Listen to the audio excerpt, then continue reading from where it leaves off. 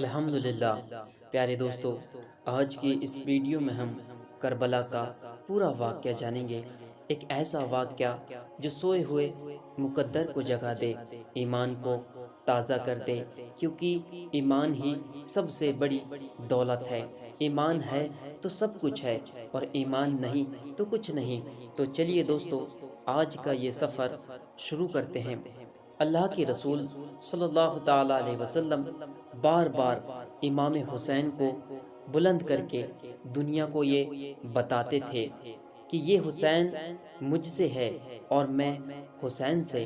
اے لوگو، اگر اس حسین پہ کوئی مشکل وقت آ جائے اور یہ تم سے مدد طلب کرے تو اس کا ساتھ دینا، کیونکہ یہ جنت کے جوانوں کا سردار ہے، میرا خون ہے، میری اولاد ہے۔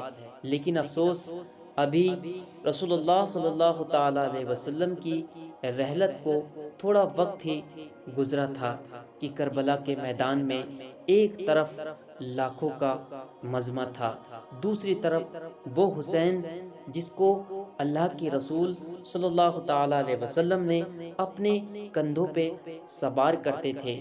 امام حسین علیہ السلام اپنے نانا کی امت سے بار بار کہتے رہے کہ کیوں میرا راستہ روکا ہے؟ اے لوگو، پہچانو، میں تمہارے نبی کا نباسہ ہوں۔ کیوں 3 دن سے میرے بچوں کو پیاسا رکھا ہے؟ کیوں میرے عزیزوں اقارب کو شہید کیا ہے؟ بتاؤ، کیا میں نے رسول اللہ صلی اللہ تعالیٰ علیہ وسلم کی شریعت میں ترامیم کیا ہے؟ کسی انسان کا حق کھایا ہے؟ کسی انسان پہ ظلم کیا ہے؟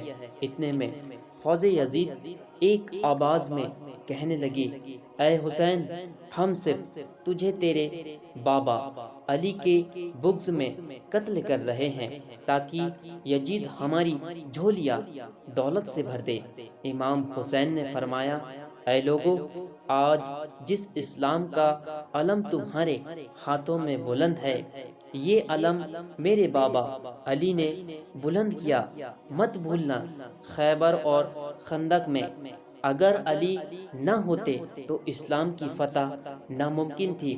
وہ علی جس نے اپنی پوری زندگی اسلام کی تبلیغ کی، حق کو بلند کیا، رسول اللہ صلی اللہ تعالیٰ علیہ وسلم کی حفاظت کی، آج اس علی کو یہ عذر دے رہے ہو۔ اے لوگو، بتاؤ، اللہ کے رسول صلی اللہ تعالیٰ علیہ وسلم نے بار بار میرے بابا علی کا ہاتھ بلند کر کے فرمایا تھا، جہاں حق ہوگا وہاں علی ہوگا، جہاں علی ہوگا وہاں حق ہوگا۔ اور آج اس علی اور اولاد رسول کو یہ عذر دے رہے ہو۔ اتنے میں یزید کے فوج کے سردار نے دیکھا کہ کہیں فوج میں بغاوت نہ ہو جائے۔ اے شمر، کیا دیکھ رہے ہو؟ حملہ کرو۔ لاکھوں کی فوج نے جب رسول اللہ صلی اللہ تعالیٰ علیہ وسلم کے نباسے پہ حملہ کیا، امام حسین علیہ السلام نے اللہ کا نام لیا اور ذوالفقار کو میان سے نکالا۔ تاریخ گواہ ہے، ایک طرف لاکھوں کا مجمع اور ایک طرف 3 دن کا بھوکا پیاسا حسین ابن علی۔ زمین پہ اس طرح کی جنگ پہلے کبھی نہیں دیکھی تھی کہ ایک تنہا انسان لاکھوں کے مجمع کو اس طرح سے سنگھار کر رہا ہے کہ یزید کی فوجیں واپس پلٹ کر بھاگنے لگی۔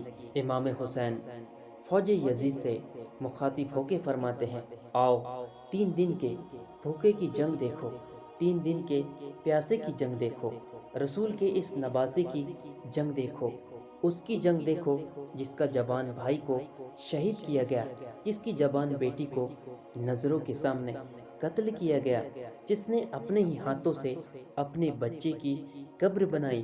امام حسین شیر کی طرح فوج یزید سے لڑ رہے ہیں۔ اتنے میں آواز غیب آتی ہے، حسین، تیرا اللہ تجھ سے راضی ہوا۔ بس اس صدا کا سننا تھا۔ امام حسین علیہ السلام نے اپنی ذوالفقار کو تھام لیا۔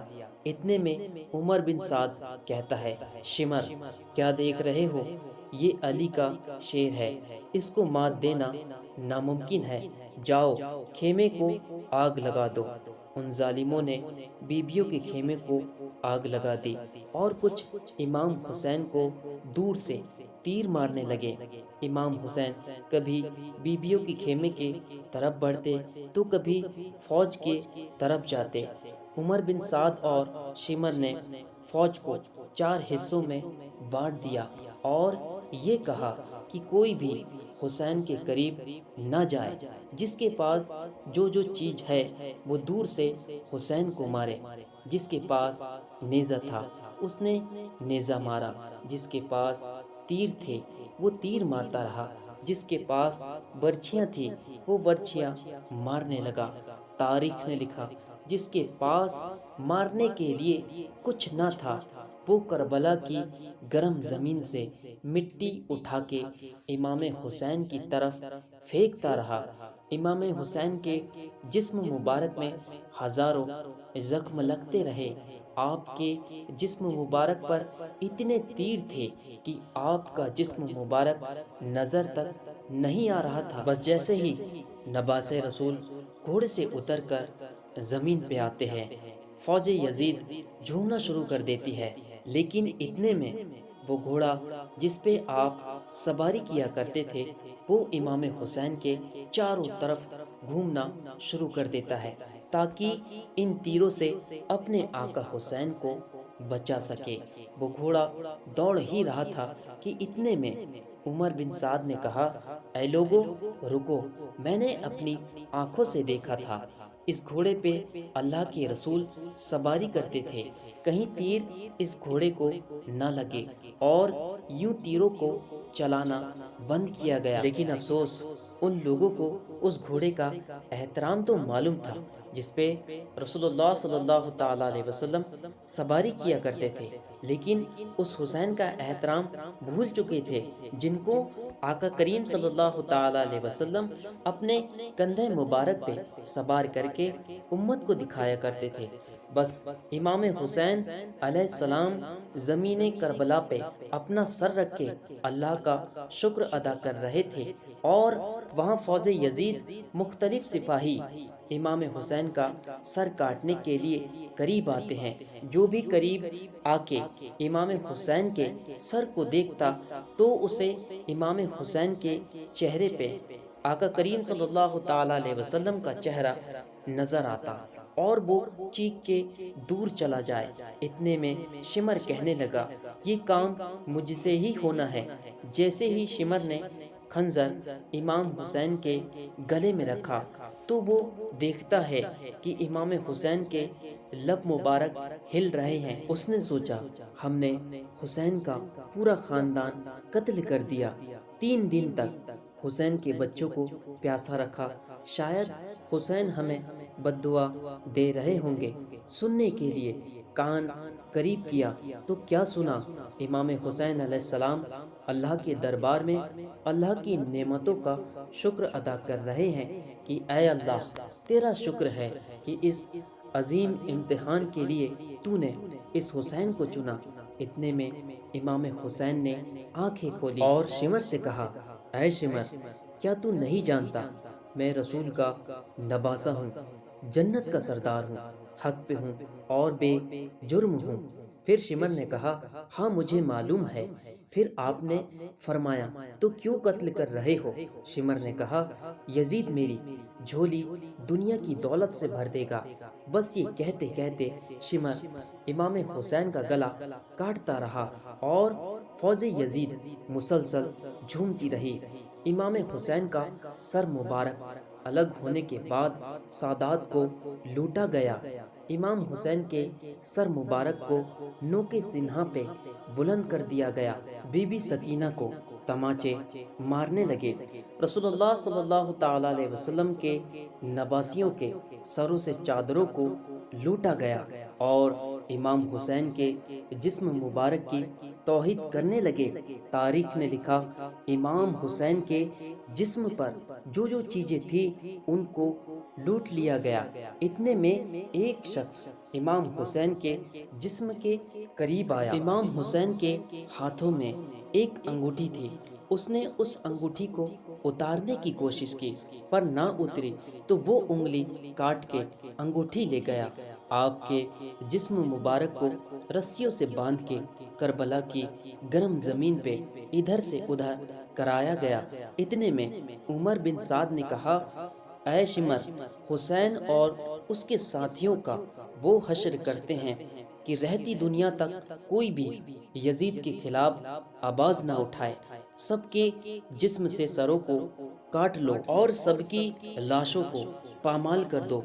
زمین کربلا گواہ ہے، کہیں سے کوئی قبیلہ اٹھ کے آتا ہے اور کہتا ہے کہ ہم حر کی لاش کو پامال نہیں ہونے دیں گے۔ کہیں بی بی ام لیلہ کا قبیلہ آ کے کہتا ہے کہ ہم علی اکبر کا لاشا پامال نہیں ہونے دیں گے۔ کہیں بی بی رباب کے قبائل کے لوگ کہتے ہیں ہم علی اصغر کی لاش پامال نہیں ہونے دیں گے۔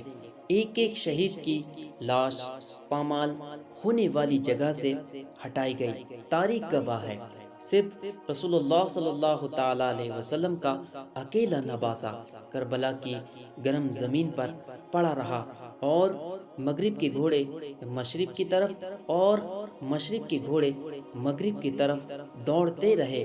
امام حسین کا جسم مبارک پامال ہوتا رہا، جس کی وجہ سے ان کی دائیں پسلیاں بائیں پسلیوں کی طرف چلی گئی اور بائیں پسلیاں دائیں پسلیوں کی طرف چلی گئی، جن کا سینہ اور پشت ایک ساتھ ہو گیا۔ اور میرے عزیز، اس طرح سے امام حسین کی شہادت ہوئی۔